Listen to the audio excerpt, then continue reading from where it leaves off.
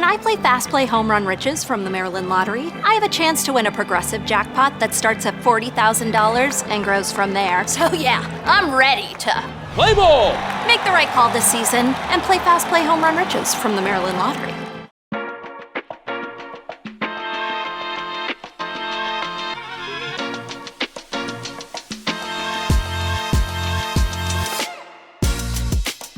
Good morning, Baltimore. It is Thursday, April 16th, and thank you for tuning in to the latest episode of the Early Birds podcast. I'm your host, Matt Weyrich, alongside Josh Tolentino. We got a really fun episode for you guys today. Ravens mock draft roundup. We'll go and look at some of Eric DeCosta's comments from the annual Liars Luncheon and talk some highs and lows from the Orioles week series against the Arizona Diamondbacks, in which they lost 2 of 3. But first, Josh, how you doing, buddy?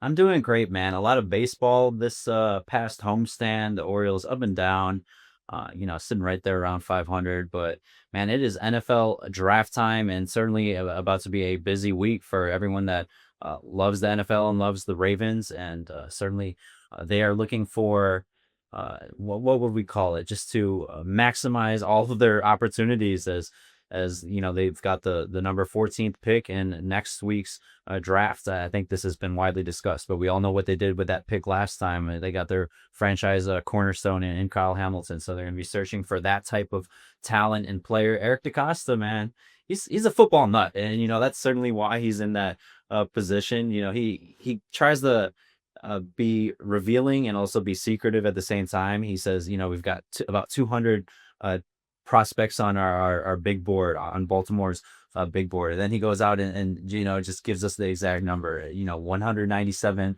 prospects on their big board. And the Ravens are hoping that they're able to get their guys as we get as we inch closer to the draft next Thursday. Yeah, certainly a lot of options on the table. Just 1 week remaining until the NFL draft, when the Ravens make what is expected to be a franchise-defining pick here, with several clear needs for their roster. And then, as you mentioned, the Orioles, up and down week for sure. They go out and take 2 of 3 from the San Francisco Giants. They win their series opener against Arizona, only to drop the next 2. So frustrating there at the end as they head now to the Midwest for a 7-game road trip there. They are right at 500, right around the middle of the pack in a lot of both pitching and hitting categories. So I think this team right now, you can qualify kind of as mid, but has certainly shown some upside here over the past week. But we will get into Orioles first. We want to talk Ravens because Eric DeCosta spoke today at the Castle about what they call, as I said, the Liars Luncheon, where every year they have a pre-draft luncheon where head coach and GM talk, and it's pretty well known colloquially for not always including the truth. And why would it when the draft is 1 week away? You don't want to give away any major secrets. And Eric DeCosta is certainly abiding by those terms this time around as well. Yeah, and our very own Mike Preston, Brian Wacker, and our Early Birds podcast co-host, Sam Cohn, all 3 of them were in attendance. You can check out their bylines. All of them have produced some stories at Baltimore Sun, and yeah, again, he was truth-telling in some aspects, but, Eric DeCosta, I would not at all expect him to reveal any of their secrets or, their tells leading up to the draft. And, to his credit, that's actually something that he said today in terms of, you can't be repeatable in terms of how you maneuver when it comes to the draft on a year-to-year basis. You want to be as unknown as possible to your peers and such throughout, which is a chaotic night. Man, next Thursday going to be a long one. Eric DeCosta, when they make their pick, in the 9 o'clock hour, but they end up not speaking to us until past midnight. So gearing up for what should be an exciting night in Ravensland. Yeah, an exciting night here on Early Birds as well. We will have a full preview episode coming out that morning, as it is our weekly Thursday show. Full look at the Ravens, not just what they're going to do with the 14th pick, but we'll talk maybe some sleepers for them in the draft as well. All 3 of us will be there. I'll be calling in from KC as the Orioles are out there, but super excited to hear what you guys have to say about that. And then after the draft, you and Sam linking up again over on site to talk, 15, 20 minutes, do a quick emergency type pod afterwards about their first round. So like I said, very excited to see what you guys have to say about all that and see how this kind of day shakes out. It's going to be a marathon for you, I'm sure. So I will certainly be enjoying watching from afar, but let's just run through some of the comments here from DeCosta today and see if we can read through the tea leaves a little bit. One of the things that he pointed out was we see tremendous value at the offensive line, receiver, D-line, outside linebacker, and edge type players as well. Well, that pretty much about 5. yes, it gives us the entire roster other than quarterback and secondary, which seems to be the two spaces that they're probably not going to be drafting very high in this draft. So no surprises there. Do want to play this clip though. Talked about two of the interior offensive linemen that have been mocked to the Ravens a lot thus far. I think Fano could play really wherever you want him to play, right? I mean, he could play tackle, could play guard. He's a good athlete. He's tough. He's a good player. I mean, I think Vega, obviously seen him play a bunch. Physical, tough. Probably a guard is what he probably is. But sort of prototypes straight from central casting of what you want your guards to look like. So I think they're both excellent prospects. I think both guys are first-round talents. Both guys probably come in right away and help your team quite a bit. So as you see there, Ioane and Spencer Fano both clearly on the Ravens' radar. Josh, we're going to get into these guys in a little bit, but anything that you take from those comments there that kind of make you think he might be leaning one way or the other? Yeah, not necessarily. I mean, EDC is not going to, again, give us too many tells, but reading through the tea leaves, specifically, obviously, he was, the question was prefaced about these two players, but the way that he gushed about Ioana and his how they view him as someone who could play multiple positions, I think that was a bit of a tell. Yeah, I think widely he's viewed as a guard, especially when you're just seeing all the analysis on him as a prospect coming into the league. And I mean, he sees him as someone who has a swing possibility between guard and tackle. And again, we got to take it with a grain of salt, but the very first position that he listed was offensive line. And that was a position that was oft criticized this past season in the run game, which improved later throughout the year, but most especially in the pass game when you see Lamar Jackson going down time and time again. And I know that's up for debate in terms of Jackson owning some of that responsibility and credit, and who's at fault for those sacks with pass protection certainly play a role in the Ravens' detriment throughout this past season. So, but again, he was asked about which positions he sees as deeply talented. Offensive line was the first one that he listed. No, and he also went on to say that the best player available strategy that so many teams preach year after year kind of aligns with their needs this year. I think that those two guys certainly fall within that category of, it's obvious to anybody that they haven't done much to pad the offensive line, having lost already two guys in free agency, Linderbaum, but also Falele. They don't necessarily have, other than Emory Jones Jr., a ton of internal options to replace those guys. They bring in John Simpson to kind of pad that group, but that felt like more of the depth move overall. So I think it's certainly, if they don't make a pick on the offensive line at 14, it's going to be one of their top priorities in day 2. Certainly center. Someone's going to have to play. Someone's got to play. Yeah. And internally, Mike Preston and I, we've heard great things about Corey Bullock and his work ethic and, all the reps that he strung together in practice last year. But man, practice and, playing with the second stringers and, getting thrusted into an NFL game and trying to replace the mock of what was a Tyler Linderbaum, one of the obviously he gets a market setting deal for many reasons, deservedly so. So especially center, man, that continues to be a big question mark for this team. I'm not certain that the in-house replacement, or they have a replacement in-house for Tyler Linderbaum at this moment. And then on the other side of the trenches, DeCosta said they try to draft at least one interior defensive lineman every year. Not a surprise there. It's a position group that you are constantly kind of cycling through guys. He obviously didn't provide an update on Nnamdi Madubuike, or that would probably be leading our show today.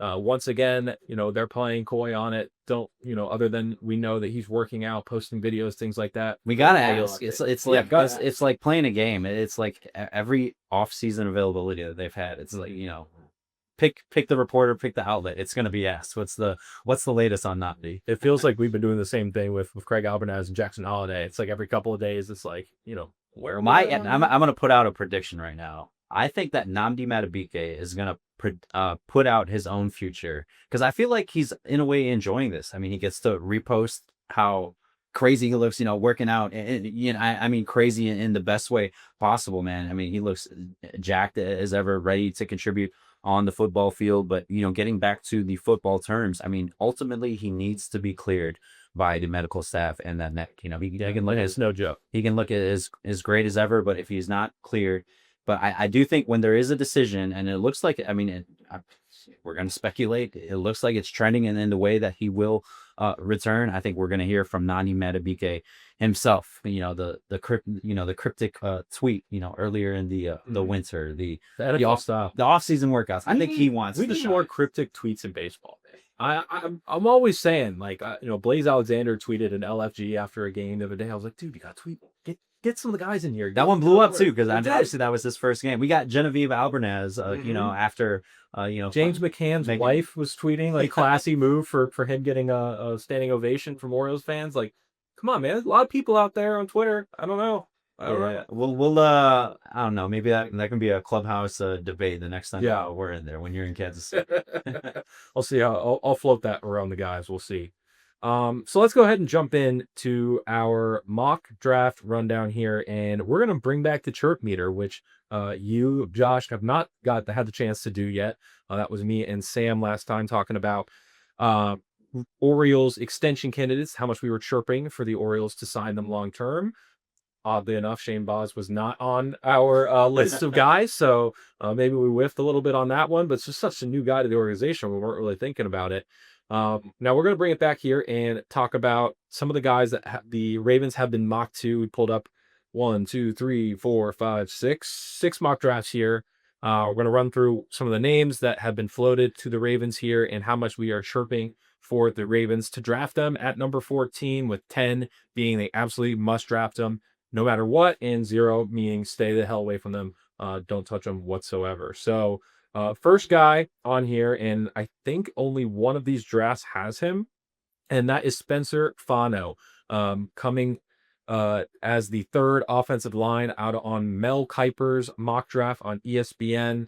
Ioane notably falls to the Steelers at number 21 overall there, so dropping down in that first round with the Ravens not taking him. Fano, not necessarily considered the best offensive lineman in this draft, but is definitely a common theme here is that he is being taken off the board before the Ravens have the chance to draft. So where are you at, Josh, on the Chirp Meter for Spencer Fano? Man, with Fano, I kind of want to keep it tame. I know Eric DeCosta was asked about him, but just in terms of my raw viewing of tape, which take with it your grain of salt. But let me go with a 6, or I don't want to go on a viral note here, but let me put it at a solid 6. I certainly think they need to address the offensive line. I'm not certain that will come in the first round, and if it was in the first round, he's not personally my guy that I would go to. As you kind of alluded to, just how he's viewed widely as a prospect floated here in these early rounds on day one. So I'm gonna place it at a 6, a solid 6. I like a 6. I mean, a 6 means that if he's on the board, Ashley, you feel good about taking him. I mean, anything under a 5, I think it was start talking about maybe shying away from, even if he's there. I'm at an 8 for Spencer Fano. I feel very good about what he would bring to the offensive line, not only as a guy you can insert as a guard right away, but maybe as an heir apparent at tackle later on as well. Somebody who has the wingspan, I think, to be able to block on the edge, which is such a hard thing to find the deeper you get into the draft. And this isn't a super star-studded offensive line draft. I mean, the fact that we're seeing the third guy on the line go at number 14 is kind of telling. Usually you're getting 3 or 4 guys in the top 10 in the trenches there. So I like Fano a lot. I think that he is a good fit for this team, and with the clear need that they have, but also being able to look toward the future potentially at the tackle position, I'm going to give Fano. We'll see certainly, but man, you think of Declan. I think Declan Doyle would be a big Fano guy, just considering what concepts that were. And again, he hasn't been a primary play caller, certainly throughout his NFL career, but he's helped a lot when it comes to Ben Johnson and Sean Payton and getting them ready for game day and the preparation that goes up to that. I think he'd be a big Fano guy. I think he'd be maybe even higher than Nate. I wouldn't be surprised. I mean, what offensive coordinator does not want O-line help, especially when they already have some weapons that they can use for in the backfield. So would not be surprised if Fano is on the board that he is somebody that Eric DeCosta picks up the phone and picks very quickly. 3-year starter Fano was at Utah. There you go. Let's go ahead and move down to Venga Ioane. So we have talked about already. Mocked to the Ravens on several mock drafts, including NFL.com's Mike Band and PFF's Bradley Locker. So those are the two here that we have with Venga Ioane, who notably gets an 80 overall PFF grade in his final season at Penn State. Maybe viewed as more of a traditional guard than Fano is at this stage of his career. Not, like I said, not as long of a wingspan. Maybe it is more of an interior blocker, but somebody who is probably the consensus top guard in this draft. Not a position that the interior offensive line the Ravens are typically taking. Typically, you want to go for the more premium positions, but when you have such a clear need at guard, I mean, it's hard to hate the pick if he falls on there. I am jumping from Fano at an 8 to you. Man, I'm already mispronouncing his name, and I hope that's I'm not even trying his full. I hope that's not the case, especially if this all works out. Sam nailed it on the last episode, by the way. I absolutely killed it. So I mean, Sam has ties to Penn State. He's probably watched all of his games. And I know he'll get a triple out of that because he spent some days there over at Penn State. But I'm jumping to an 8. And the reason why it's not higher, and it probably would be higher, just given the unknownness of how he's going to project position wise at the NFL, is because he has been primarily a guard, and a guard in the first round, typically not viewed as a priority pick there, given the position. But Eric DeCosta himself says that his athleticism could translate to being able to play tackle. He mentioned both of those positions, that just given that all of his experience comes at guard, I'm gonna leave it at 8. If he were a known tackle, it probably might be higher into that 9-10 range. But man, he's so good at you look at his tape, and whenever he's knocked off balance, it seems like he's so good at it, just getting back to his spot with his ability to recover. Certainly would be welcomed by Lamar Jackson and company. Yeah, no, after all the sacks that they had last year, particularly on bull rushes up the middle, it is a huge area of need for this team, and a time when I think you can push back the best player available thing when you have such a clear need on your roster that could solve so many problems for you, protect your quarterback as well. It just makes a whole lot of sense. So I am at a 7. So just below Fano. I like Fano better, but I'm curious, because you have Ioane higher on your chirp meter, do you grade him as a better offensive line, or is it just more about fit for this roster? More about fit for this roster. And I'm also curious what, if the Ravens were to obtain him in the draft, how Ioane, what they view him as a guard or a tackle, and what the weight playing weight would be, because I'm pretty sure Ioane earlier in his Penn State career played at a heavier weight, and this was a lighter weight this past season in 2025. So I'm curious, like, what Penn State was viewing there, and how the Ravens would view him. What would be the plan once they get him to Baltimore? Yeah, absolutely. So that's offensive line. Like we've talked about, these guys kind of being looked at as the 3rd and 4th offensive lineman on the board. So where exactly everybody falls, we will see. But we got a pass catcher on here. We got actually 2 mock drafts. Once again, a non-premium position, and somebody Sam and I talked about on our last episode. That was 2 episodes ago. That's Kenyon Sadiq. The Athletics' Dane Brugler and CBS's Tom Fernelli both mocking Sadiq to the Ravens at number 14, and Fernelli notably pivoting to Sadiq after having Ioane and all of his previous mock drafts up to this point. So as the draft has kind of taken shape in his mind, seeing the Ravens as a really good fit for the pass catching, but also well-documented blocker Kenyon City? Man, I am jumping. I don't want to give anyone a 10. I don't know if you have plans to give anyone a 10 here, but I'm jumping to a 9. I actually recently caught up with a coach. He's no longer at Oregon, but he did work with Kenyon Sadiq there prior. Man, he lights up. I could hear it on the phone when he was discussing him and potential. As it pertains to a potential fit in Baltimore. You look at what the Ravens are obviously paying Mark Andrews. And then I can't, and they have to fill those bodies in the tight end room. Man, Declan Doyle, and we've discussed all his usage with tight end with the Bears, with two guys finishing in the top 5 of receiving there, which would have been top 2 or 3 here in Baltimore. I think the scheme and the fit, man, Kenyon Sadiq would fit perfectly here, and not necessarily Mark Andrews' replacement, but certainly a much needed body and a much needed pass catcher. No, I get it. I get the fit. I get how he could really add that dynamic element to the offense in a way that Isaiah likely they kind of hoped for, but never truly got on a consistent basis.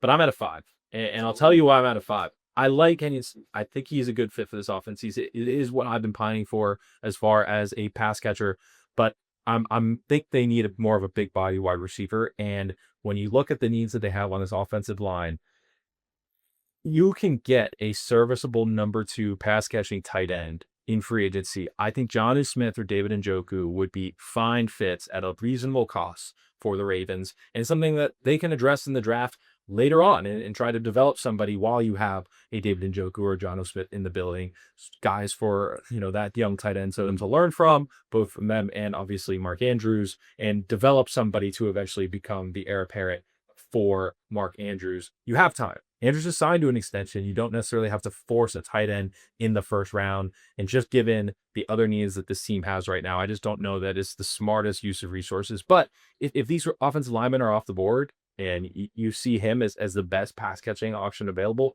then I can understand. All right, we might go off the rails here, but I feel like I have a certain sense of how much of a competitor you are. We played darts, we played NCAA college football, but all right. Am I able to retract my 9? You can retract your 9. Okay.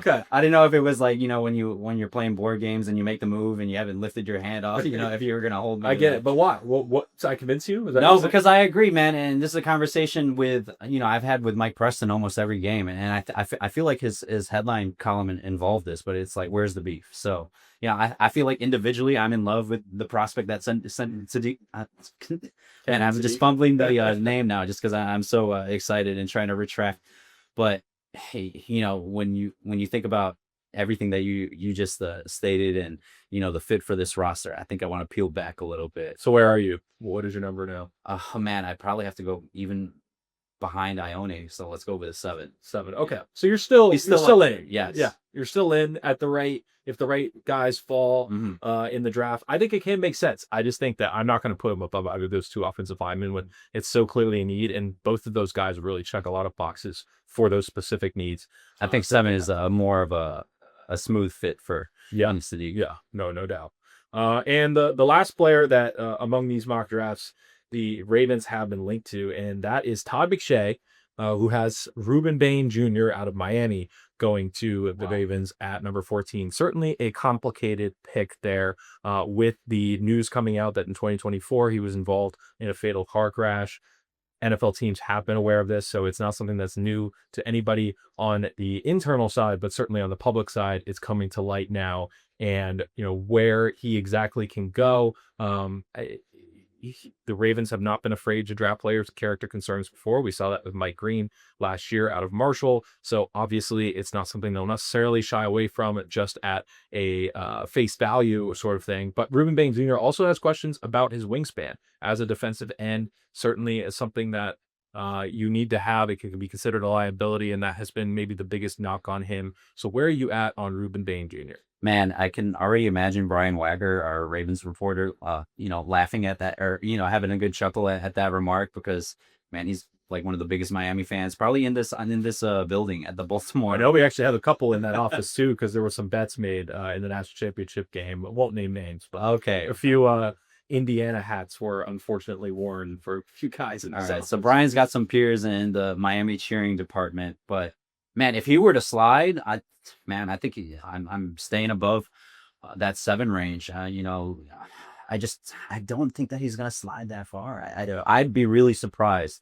if Ruben Bain Jr. slips to 14. And I mean, obviously there are trade possibilities, and if the Ravens are, depending on how their draft board shakes out, if they have their BPA is still within range of 2-3 picks, that in a situation where they trade up, and it's hard imagining him slipping. I'm gonna stick with a 7 for Ruben Bain Jr. I think this would be the most difficult decision the Ravens could have on the board, is if Ruben Bain were to fall to him, because it is definitely not a position of need for this team, but it's also something where a player of his talent, I mean, we saw throughout that you can never have too many pass rushers. No, you can never have too many pass rushers. It is one of the biggest premium positions on the football field, especially on the defensive side of the ball.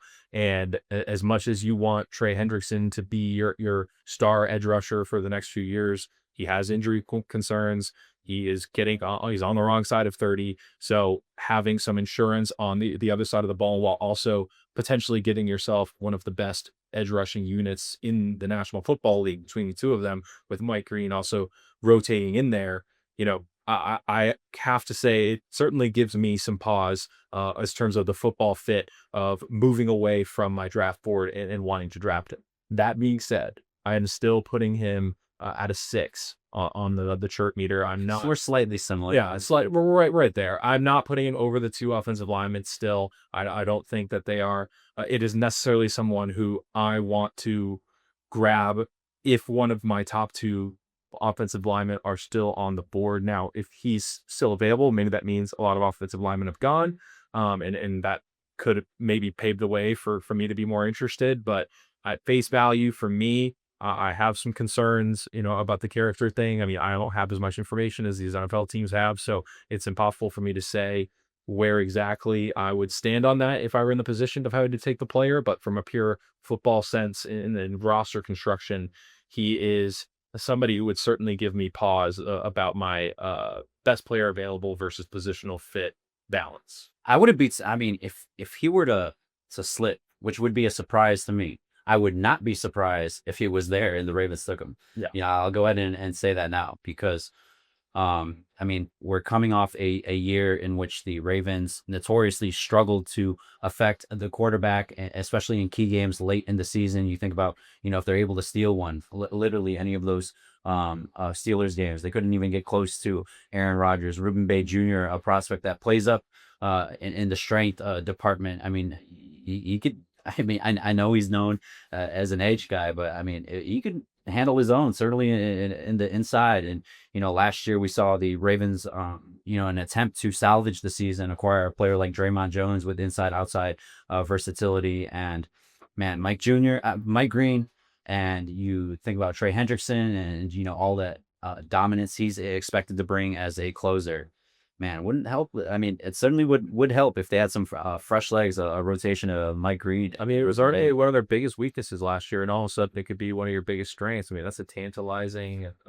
We spoke about Tavius Robinson, and hoping for a breakout year from him after going through injuries, and as we ranked the drafts in our last episode. But if he were to slip, it wouldn't be surprised if they went and get him. It would be surprising for me if he did slip, because I mean.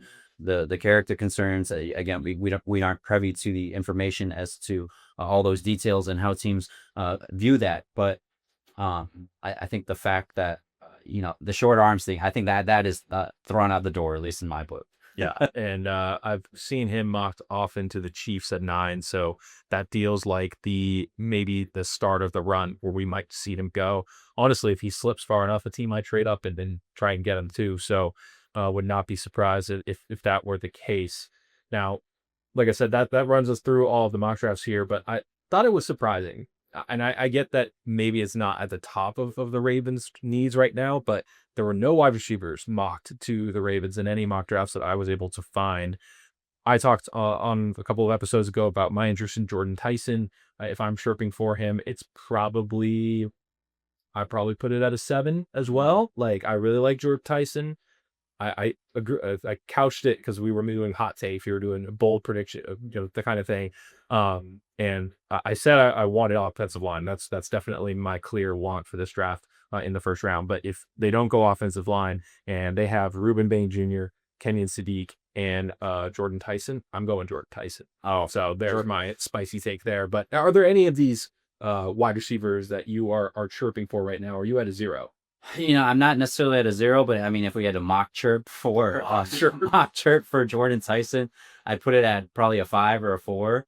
Man, I just think them getting Jesse Minter and what he is expected to do with this roster. I think, certainly you think about the struggles in the trenches this past season offensively. I think if they are able to solve that with getting one of the top offensive line prospects and checking off that box. So Jesse Minter, and hopefully in day 2 can get some nice playmakers for him on the defensive side, which is his specialty. So I think the Jesse Minter effect of it all is especially, what's the word I'm searching for? I think that is the biggest, I think as it pertains to Jesse Minter, what is exactly the Jesse Minter effect and how much voice does he have when it comes to the draft room? And Eric DeCosta was actually asked about that. How much is this new coaching staff implemented? He said he's listening, but truly, how much is he listening back versus, trusting his staff that has spent, they've spent countless hours, over the past months and years analyzing and putting together the 197 and this member is a type of coach, the first ever for Eric DeCosta. I'm imagining he brought somebody in who was going to be pretty lockstep with him on kind of the draft philosophies and things like that too. Yeah, I mean, I think they go off. Man, often if I'm going with the first position that he said, offensive line, but otherwise, it's got to go to that defensive front. So, which is why wide receiver is a little bit lower. And I'm glad, I'm very grateful you're able to let me retract the high number that I had. No, yeah, I know my competitive nature might have stepped in, but also my nature of wanting to be told I'm right kicked in, and so I was like, okay, I can let that slide. NFL draft is in 1 week, and we will have a ton of coverage leading up to it and after it about the Ravens, what they do at number 14 and beyond. So super pumped to be rolling that out here over the next 7 days. We're going to go ahead and talk some Orioles and some highs and lows from their series against the Diamondbacks. Every spring when the Orioles start hitting homers, it's time for Fast Play Home Run Riches from the Maryland Lottery with a chance to win cash instantly and other great prizes. But this season, the game is even better. Enter the second chance promotion through My Lottery Rewards and you could win a new bonus prize, a VIP game day experience, including premium seat access. Enjoy the game you've always loved with a whole new way to win. Play Home Run Riches from the Maryland Lottery. Please play responsibly. And we're back. Talking Orioles. You were out at the yard for all 3 games this series, all 6 games? All six. Yeah. We had you as a constant presence here at Camden Yards. It was great having you there. And we watched the Orioles look great right off the bat, have a huge comeback win in Monday's game, and then come out and have both of their aces, co-aces, Trevor Rogers and Kyle Bradish pitch the next 2 days. You're thinking series win is a lock. Maybe they even go for a sweep. And then both times the games kind of slip away from them towards the end. So we're going to go ahead and talk some highs and lows here from this whole series just to kind of encapsulate it. And the first low being the scary moment in the series opener. And that was Craig Alvarez being hit with a line drive off the bat of Jeremiah Jackson in the dugout. A real scary moment as he is struck in the side of the cheek, shattered the cheekbone, 7 fractures there in the cheek. Check out Matt's reenactment video, by the way, which, he stood from the same spot in the dugout as we try to describe the details that you're providing right now. Yeah, great idea from Josh. Have us go out there, stood in the exact spot, and just standing there on that front step and looking at how close that home plate is. I mean, he had no time to react. It was 70.6 miles an hour coming straight at him, and goes to the hospital. luckily avoids surgery, avoids having to get his jaw wired shut, anything like that. And that was the other thing, is he fractured his jaw as well. Can't So, sneeze, cannot eat solid foods let's for talk about a month his and a half. eye popping out if he were to sneeze. Yeah. Blow his nose. Sorry, blow his nose. So he's definitely not going to be blowing his nose anytime soon. He's eating no solid foods for 6 weeks. A lot of smoothies, which Smoothies. you know, I'm a big fan of, of smoothies. I try to have one every day. So Craig Albertaz is, kind of in line with the diet. What goes in your? Do you have a daily like smoothie you have every day? Like what goes in it? And if I were to pull up my tropical smoothie app right now, thousands and thousands of reward points. Available. That's me with Potbelly, which is not nearly as nutritious. Coins. I had 3,500 coins that I was cashing in the other day, so maybe I need to get the Yeah, but no, just the smoothie's pretty simple. Peanut butter, bananas. I like to add a little bit of flavor in there with some chocolate. But obviously the whey protein, which is the whole plus, the whole thing. Yeah, I saw. Gotta have that. Yeah. I make some at home. I got a NutriBullet that'll pull out sometimes. Cleaning. Maybe that's a feature we have to expand on. What's in Albertaz's a smoothie menu over these next 2 months, month and a half. Yeah, no doubt. And with all the pain that he's in right now, I wouldn't be surprised if he's crushing out some Percocet. Throw that. Yeah, that's I'm kidding. I might need to though. I'm sure definitely an uptick in ibuprofen. I'm sure. Yes. He's, on the flight to his old stopping grounds, Cleveland, which Jacob Falvin-Meyer will have plenty of coverage from. Absolutely. Make sure to tune in for that. Before I get out to the KC, which I'm very much looking forward to. But that was certainly a low from the series. Let's talk a high, and that is Jeremiah Jackson. Jeremiah Jackson on an absolute tear right now. He's the one who obviously hits Craig Albertaz with the line drive. Next at bat comes back out. Grand slam, pull the Orioles within 1. Then they jump ahead. He hits another home run to pad their lead in that game. It's a third home run in the series finale on Wednesday. That's 3 homers in 3 games. He's now on a 6-game hitting streak while playing a really solid second base. I believe he is the defensive run save leader among all MLB second basemen right now. Also made a great diving play in the finale on Wednesday as well to rob a hit from Ketel Marte. So playing really good second base, producing, getting on base a ton, not drawing any walks, is doing it all with the bat. I don't believe he has a single walk yet on the season.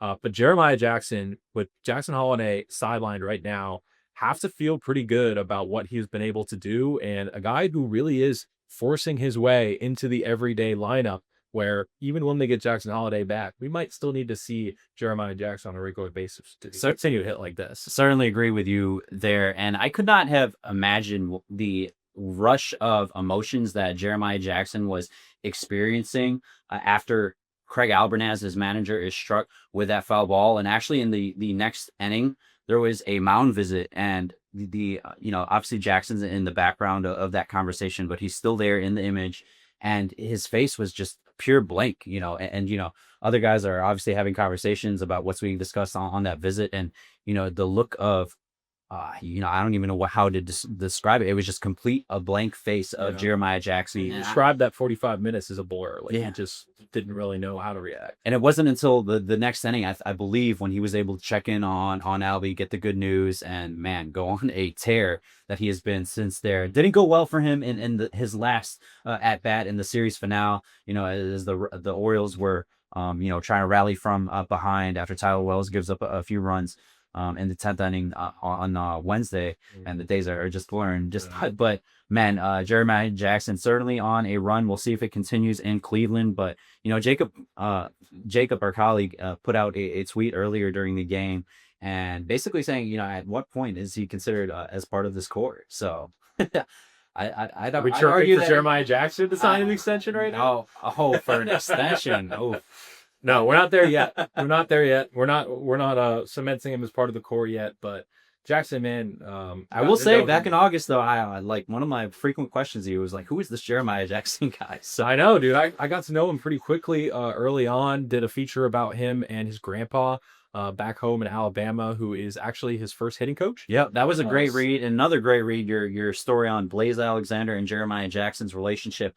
many years ago prior to the Orioles, in which they started actually ahead of Bobby Witt Jr. Yes, a little nugget from in there.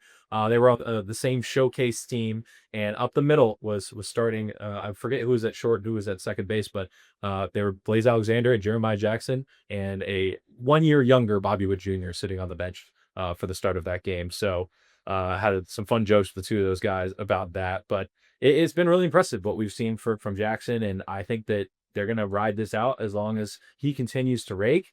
And the defense really is what surprised me, being a guy who, coming to this year, there were a lot of question marks about whether he could be a true utility man for this team, as was kind of viewed for him. Yeah. He comes up as a shortstop in the minor leagues, but defense isn't necessarily his calling card. Then he makes his major league debut in the outfield where he had never played professionally before and has a bit of a rough debut. He's playing at Wrigley with the win, not great. But then, throughout the next few weeks, starts to kind of settle in out there, make some decent plays. Goes at third base. Third base is where I worry. Like, if Jackson Holiday comes back, they have to shift him to third. I don't know if I'm get sold on him as a third baseman. We'll have to see. But that Batman, if he continues to hit like he has, they're gonna have to find a way to keep it in the lineup one way or another. Made an excellent diving snag in Wednesday's game, and I actually asked him about that play and just how he views himself overall as he's getting introduced to this fan base. I mean, everyone's obviously seeing the quality at bats, the aggressive at bats, we should say, with no walks. That's a scary formula to take, but it's working so far for him. But getting back to him defensively, he said he's been an everyday middle infielder his whole life. So, I mean, the confidence is there and when it comes to being able to make those plays. So again, no shortage of confidence from a surging Jeremiah Jackson. Yeah, I saw there was a tweet that went around of Google search results in Arizona, and who is Jeremiah Jackson popped up, spiked that night after the home run, and it credits the Orioles social team. They had a fun edit, but someone typing in who is Jeremiah Jackson with a bunch of him hitting home runs. So great stuff. I think people are learning very quickly who Jeremiah Jackson is, and it's been a lot of fun to watch so far. Let's go to a low here, and the low is kind of related here, but Jackson Holiday had a setback in his rehab from his hamate injury. He is dealing with what they're describing as mild right wrist soreness. He's been shut down for a few days and will have to go on another rehab assignment once he is cleared to play. Now, he has to sit out a minimum of 5 days in between the two rehab assignments, so they recalled him on the 13th. So the 18th would be the first day that he's able to play again, go back to Norfolk and get back into the swing of things. But he talked with the Virginia pilot down in Norfolk about how he's dealing still with this hand soreness. And the team has cautioned that this is something that's normal, it's something that's expected. Guys take several months to get back to having the normal hand feeling that they're used to. I mean, you are literally missing a bone in your hand, so it's something that does take time. But we saw right around the same time that Jackson Holiday suffered this injury, Francisco Lindor, Corbin Carroll both had the same problem, both had the same break, had the surgery. Corbin Carroll, Bear was in the lineup. He was an awesome story. He's got over 1,000 OPS to start the year. Francisco Lindor's looked awful, and certainly the Orioles want to avoid that. And look, as long as Jeremiah Jackson's hitting the way he is, I think you're perfectly fine with waiting as long as you need for Jackson Holiday to be fully healthy. But Jackson Holiday missing his bobblehead. I know his wife and dog are there for his bobblehead night, but not him. Where are you just at on Holiday? Do you feel like they're taking the smart route here? I think the acquisition of Blaze Alexander and also obviously how Jeremiah Jackson has been playing in recent weeks, man, I think that the concern level drops a bit.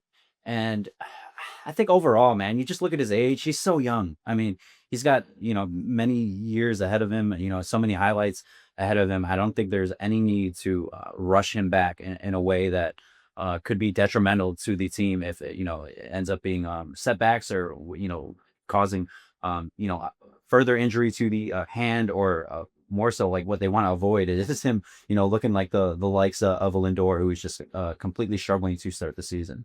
Yeah, no, absolutely. And right now with this lineup and how many left-handed hitters they have that are kind of regulars, no need to create a roster crunch on the right-handed side, with obviously Jeremiah Jackson, Blaze Alexander, and Kobe Mayo all kind of pining for playing time right now. Clearly, Jeremiah Jackson is on the winning end of that, being almost their everyday second baseman at this point. Well, we saw Blaze Alexander at center field for the first time, facing a lefty, as well as Kobe Mayo back in the lineup at third. So as we kind of see things continue to progress there, it also gives you a chance to get an extended look at those guys. As right now, if you had to make a roster move and putting aside some of the guys that are here, not expected to be here very long, Kobe Mayo might be the guy who is between that trio, getting the short end of that stick. So we'll see how things continue to develop here over the next few weeks.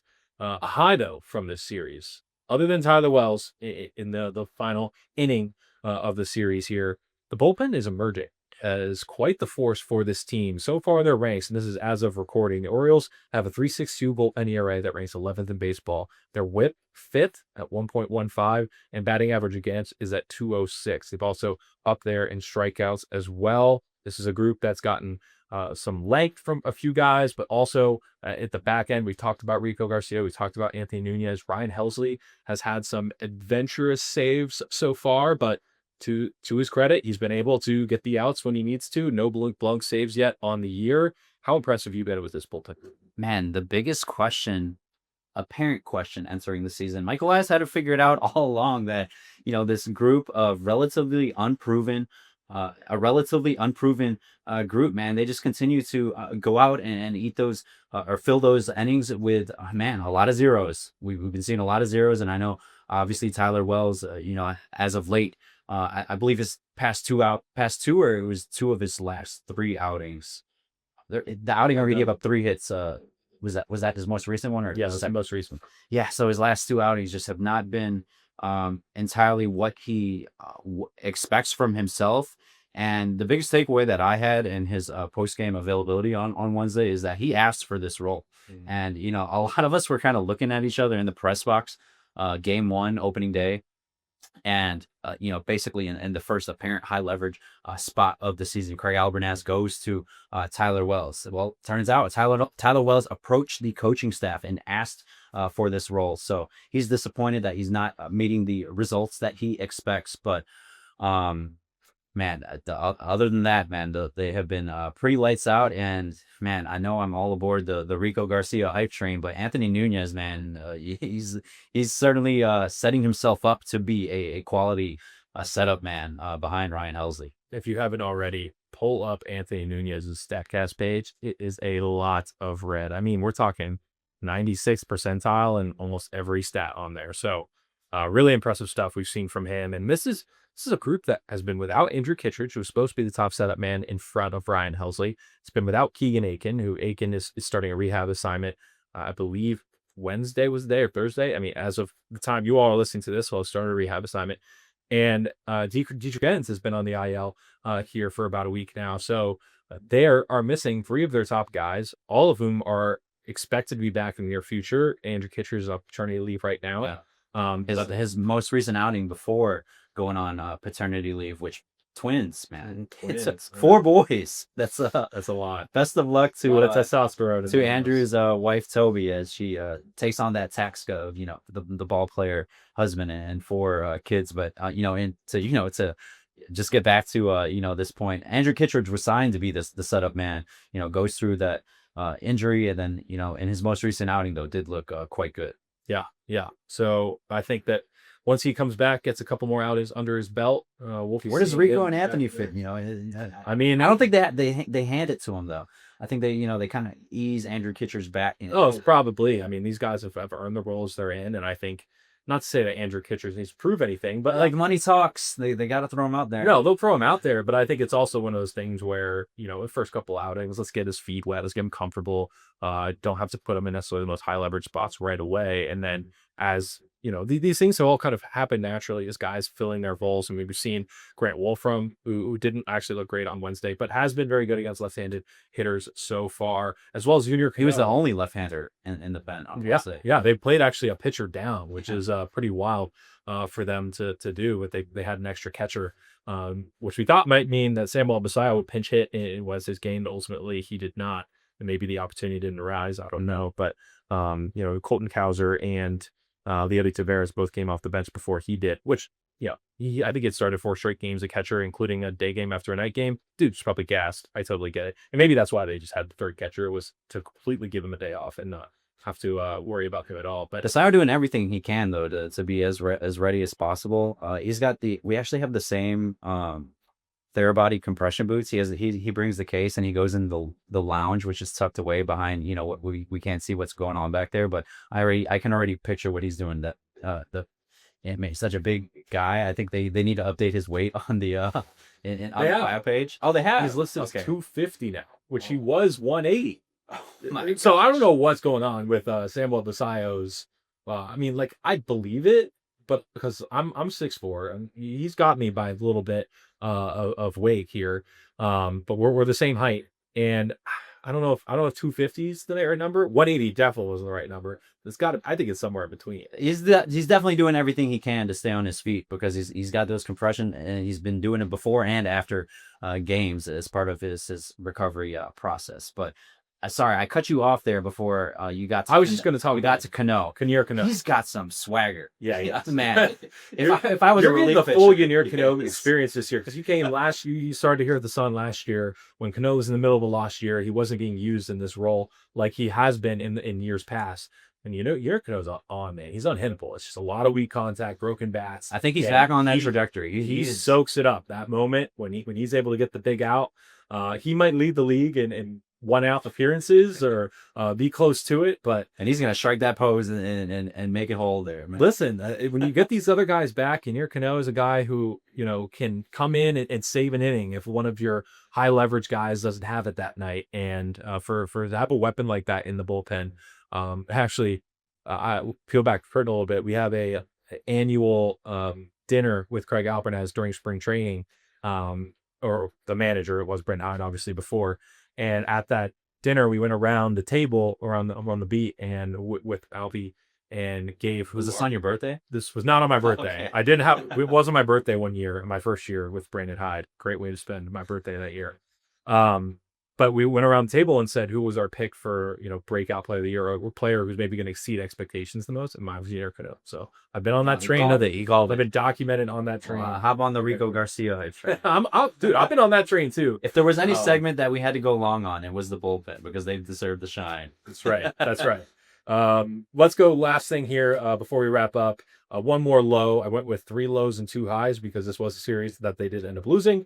And that is just that the Orioles lost 2 winnable games here after taking the series opener. And expanding on that, the starting pitching really wasn't all that dominant in this series. We see Trevor Rogers have his worst outing, only the second time in 2 years that Trevor Rogers has allowed 4+ runs in a game, which is pretty insane. I think last year he only gave up 3 twice. Yeah, I mean, for him, it's a disastrous outing. For any other pitcher, it's just another start. But we also see Kyle Bradish, who was solid. Defense didn't do him any favors there. Weston Wilson letting that a ball drop off his glove there in the outfield was ruled a 2-run triple, certainly hurting the stat line for Kyle Bradish in that one. We're still waiting for Shane Baz and Chris Bassett to round into form in this rotation. So I'm still waiting for Chris Bassett to 5 innings. Yes, we're certainly have not seen this rotation at full strength yet. And Dean Kramer in the first game of the series here makes his season debut with the Orioles. And not to say that 2 or 3 pitches back, man. Yeah, I mean, honestly, if you just didn't have to face Ketel Marte, he had a great outing. Was able to still give them length in that game, and they ended up coming back to win it, giving him a no decision. But when you look at this rotation here, you're still kind of waiting for it to show as a true strength, this roster. It's the exact contrast. We at least I predicted the rotation being a certainly one of their biggest strengths entering the season, with the bullpen having the biggest question mark, or the most question marks. That this just then flip-flop roles here these first 2+ weeks of the season. Yeah, certainly it is still very early, and guys are rounding into form. And we just saw Kyle Bradish set a new career high with a 98.9 mile per hour sinker. So clearly the velocity is coming along for him, which is a great sign. So, and his execution today, I think it was. I mean, he said it was the best it's been all season. Oh yeah. So. And fans need to remember 2023. So his ERA right now is a 5.49, I believe. ERA in 2023, 4 starts in, with over 6. So Kyle Bradish still very much capable of putting together a Kyle Bradish-esque season, and we are seeing bit by bit him come together. So while this was a low, these are winnable games. Bullpen blows it in the third game. The offense doesn't really show up a whole lot in the second game. We're seeing this team right now show flashes on all sides of the ball of the team it can be. They just have yet to really put it all together for an extended run. They did win 5-6 at one point, so you got to give them credit for that. But 3 of those games are against the White Sox, 3 of them were against the Giants, who have not exactly been an impressive team so far. So we're going to see now. These have been National League games going against the D-backs, the Giants. They now face 2 AL Central teams on this road trip. It's a lot of familiarity on this trip. Oh, yeah. Guardians. Certainly a team that has been a force the last few years. Craig Albornoz knows them very well.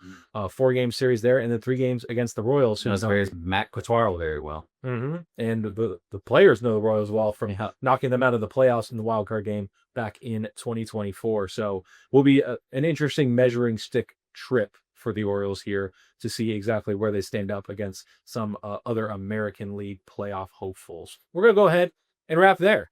Thank you all so much for listening. Don't forget to like and subscribe to the show on YouTube, Spotify, and Apple Podcasts, and give us a follow on social media. We're at Sun Early Birds on Twitter, X, TikTok, and Instagram. Josh, any final words for the good people? Okay, man, I got a Rico Garcia feature story.